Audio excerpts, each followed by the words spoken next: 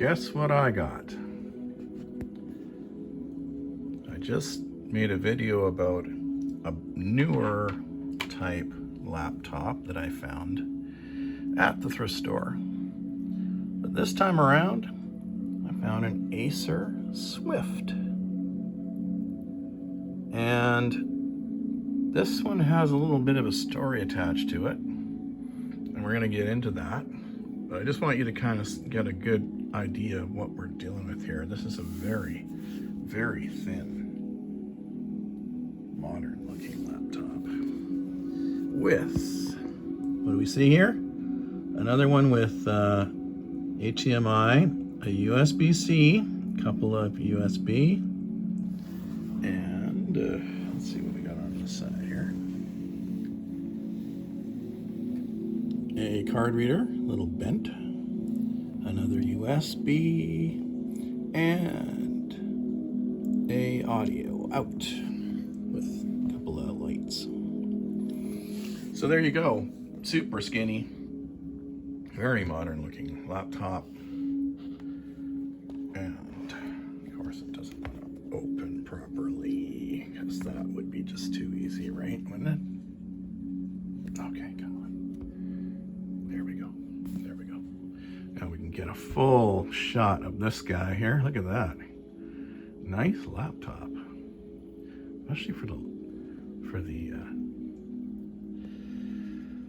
thrift store. So here we go. Here's the details. It's a Swift 1. And it has soldered in like a SSD kind of soldered in to it. So there's going to be no upgrading this thing. No upgrades available. But you know, it does have a very long battery life, and it has to do with the fact that it's using a Pentium Silver processor, which is like for like a low power spec system. And one of the other things that's a highlight is that it is full 1080p. So, you know, for a tiny 14-inch laptop, that's pretty impressive for its time. And especially because this thing probably retailed for about $500 back in the day. It also has a fingerprint reader, which I kind of like, because, you know, it doesn't even require you to like do the stupid swipe. You just press on it and it works, and it does work. So here we go. We got our typical setup. This one had a little bit of a challenge, and I'll tell you the story about it as we progress. But first of all, well, let me tell you the story about that. So I decided I wanted to update the BIOS to the latest version of the BIOS, because I don't generally do that, but this is such a new computer. I thought, well, why not, just in case I want to do something more with it. So let's go to the main board here. We can see the BIOS is updated to 2020 1.15. I'm going to warn you guys, if you ever buy one of these, look out. If you do not have the graphics directly from Asus, this thing's going to black screen on you, and it's going to be a world of pain to get it back working. You basically have to fool around, going into safe mode, uninstalling the drivers that download with Windows 10, and then going and getting the proper drivers. You know, it'll actually boot once you remove the old drivers, and then you can actually use the damn computer. I thought I'd brick the thing, and I was really pissed, but nope. It just has to do with goofy drivers that Windows 10 automatically installs, and you better put on the ones that come from the Acer website. And you might as well get the latest ones. So this thing is running all the latest drivers from the website, and so I think it's fine. It should be running fine, and it has the latest BIOS, and what a frickin' nightmare that was. But anyway, there's another trick to it. Once it goes into this BIOS problem, it'll start to blink like you can't get it to do anything. And there's a little, where is it here? There it is. Okay, maybe if I can find it for you guys. There it is. There is a, yeah, there it is. There's a little like battery reset kind of thing, and you want to basically just sort of press that if you are kind of dealing with that, because you're going to be in a world of pain because you won't be able to get this thing to boot. Whoops.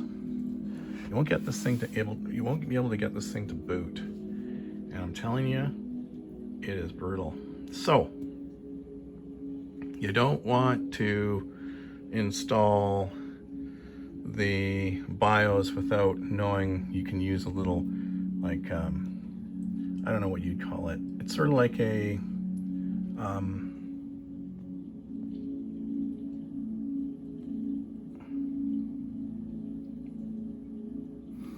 it's sort of a, like a reset thing. You put it like a paper clip into it to get it to work properly.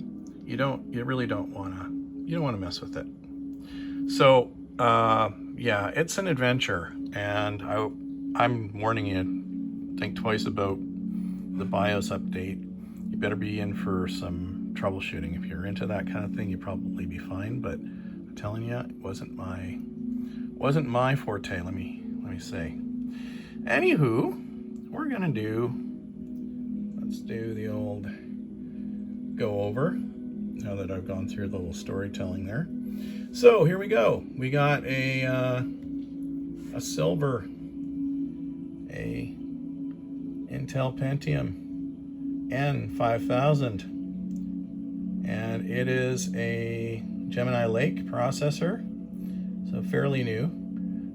This is from roughly 2018, I believe is what it said on the back of the service tag. So it is a 2018 laptop. Yeah, found at the thrift store, which is pretty awesome. I think this is the newest one I've ever come across. And it's got a ton of, the instruction sets and all that jazz. It's an energy smart sort of type processor. It is a quad core, featuring the old 4 cores, 4 threads, and it's running its little, what do they call this? Sapporo GLK motherboard, and like I said, it's got the inside latest BIOS. What a nightmare that was to get working, but it did. I got it going in the end, so there you go. It's got 4 gigabytes of DDR4 RAM, and it's only got nothing, so it's probably welded or soldered rather onto the motherboard, because these are very much a, don't upgrade them. Very much an Apple way of doing things. It's got the old graphics that are linked to the actual CPU part. It's like combo. I forget. What do they call that? There's a APU? I don't know. There's a term for it. I don't really care anymore. I used to care about stuff like that. Don't really anymore. But yeah, there you go. Has some core information there. And pardon me for that. Throat clearing. So there you go. There's the info on it in a nutshell. You got, a good basic system for Windows 10. It'll run fairly well. We're going to test it out, of course. And that this frickin' optical drive is crazy. Not optical drive, excuse me. This storage is crazy. It's an SSD, but it isn't. It's like a soldered on SSD, and it's only 64 gigabytes of space, which is tiny, right? Like, that is so small. It's just brutal, but it is what it is. So that's what you're looking at. So there you have it. there's a summary of the basic system. So this one was a weird one. And look what happens when I bring up crystal disk info. No info.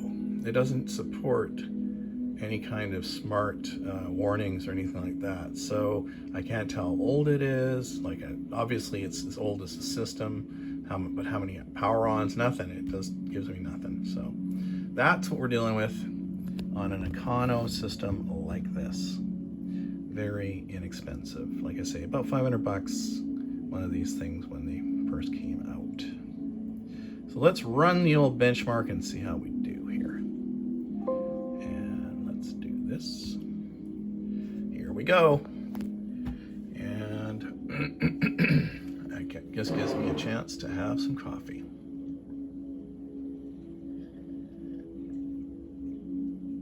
It's been a rainy day in Vancouver, let me tell you. What a typical for spring kind of winter spring weather after the short period of snow we typically get. There you go. Here we go. Let's see. We're going in.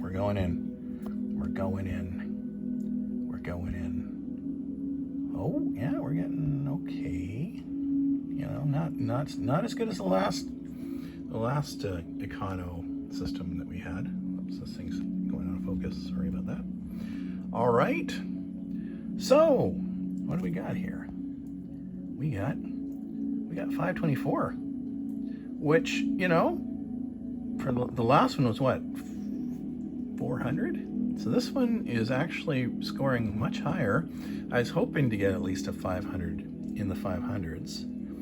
500s is pretty basic, but it's kind of like that sweet spot for this type of a system. So where you're seeing it getting better score is in the CPU, but a much lower score in the graphics area. And that's so typical of Intel. They're all about good compute and mediocre graphics. It's just the way it's always been.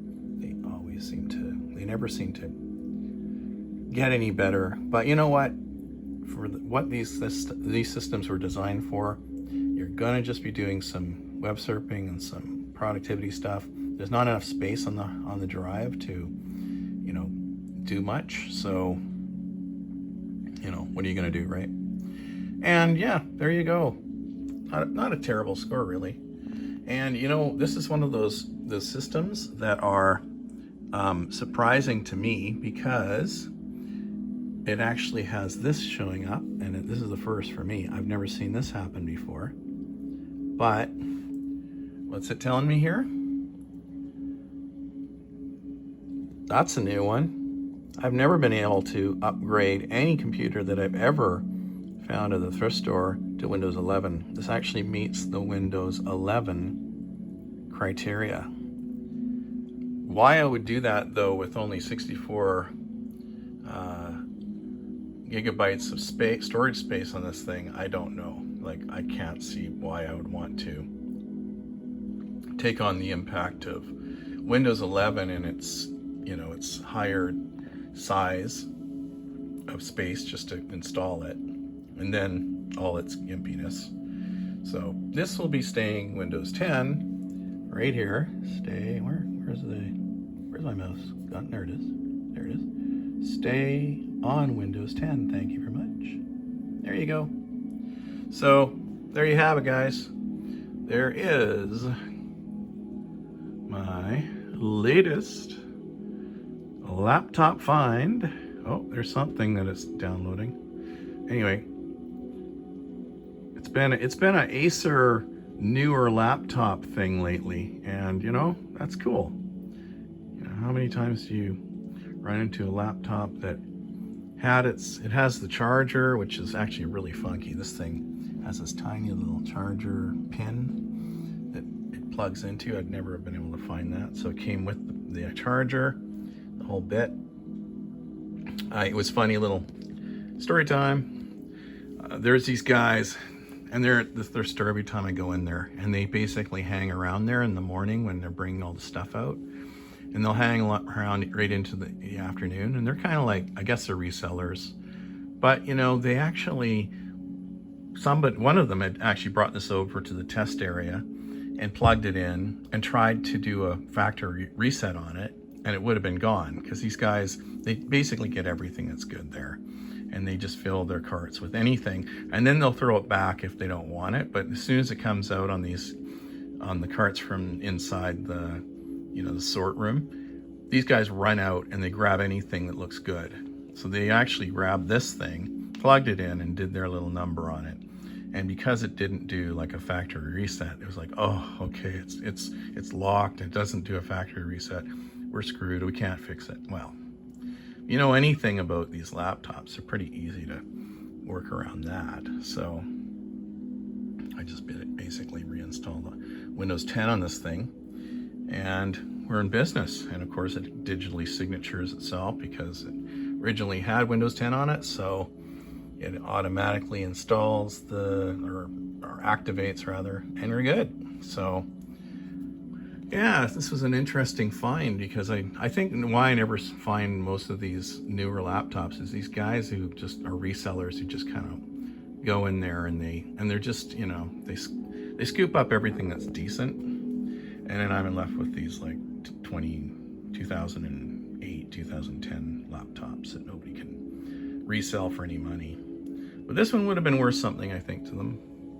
But, you know, it was funny because I picked it up and he goes, oh yeah, I've tested this one, and, you know, it doesn't, you know, it's locked out, and it doesn't factory reinstall, you know, so it's like toast. And it's like, yeah, no, it isn't. No, it isn't. This is easy fix for me. You guys don't know anything about refurbishing laptops, clearly. You just want the quick money flip where you can restore it, and that's it. Factory restore. Okay, flip it. No. You gotta put some love into these things, man. And you gotta just go through a world of pain trying to install the BIOS update. Wow, that was painful. So, like I said, the trick is, if you get a black screen after your BIOS update, you gotta use that little pin thing in the bottom to get it out of the flashing light thing on the side. And then when you boot it up, go into safe mode. You gotta start it into safe mode, and then you gotta uninstall the graphics, and then you can get this thing going again. Wow. And I think it's, what is it, Alt F10? I think it's Alt F10 when it first starts that gets you into like a recovery sort of screen where you can go into safe mode and uninstall the graphics. The other thing you can do is you could you could like do a factory, or not a factory reinstall, but, or what do they call it? Windows reset.